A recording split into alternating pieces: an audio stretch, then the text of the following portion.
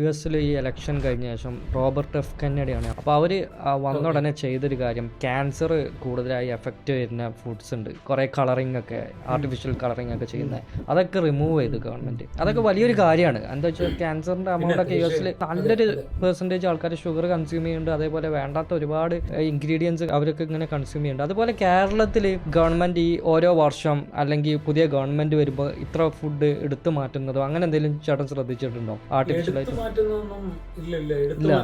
നടപടിയാവുന്ന കേസല്ല ഇന്ത്യയെ സംബന്ധിച്ചിടത്തോളം ഒരിക്കലും പോസിബിളേ അല്ല. ശരിക്കും പറഞ്ഞു കഴിഞ്ഞാൽ നിയമം ഒന്നും കൂടെ ശക്തമാക്കണം. ഫുഡിനെ ബേസ് ചെയ്തിട്ടുള്ള നിയമങ്ങൾ വളരെയധികം ശക്തമാക്കണം. ഈ ശക്തമാക്കാതിരിക്കുന്നിടത്തോളം കാലം ഈ ഫുഡ് കമ്പനികൾ ഇവിടെ, കാരണം ഇന്ത്യ എന്ന് പറയുന്നത് വലിയൊരു മാർക്കറ്റാണ്. ലോകത്തെ ഏറ്റവും കൂടുതൽ എന്ത് സാധനവും നമുക്ക് വിൽക്കാൻ പറ്റുന്ന ഒരൊറ്റ വലിയൊരു മാർക്കറ്റാണ് ഇന്ത്യ. കാരണം അത്രയധികം ജനങ്ങളുണ്ട് ഇവിടെ.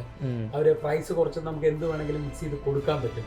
അപ്പോൾ ഇത് നിയമം കർശനമല്ലാത്തത് കൊണ്ടാണ് ഈ പറയുന്ന എല്ലാ ഫുഡ് കമ്പനികളും കൂടുതൽ വരുന്നത്.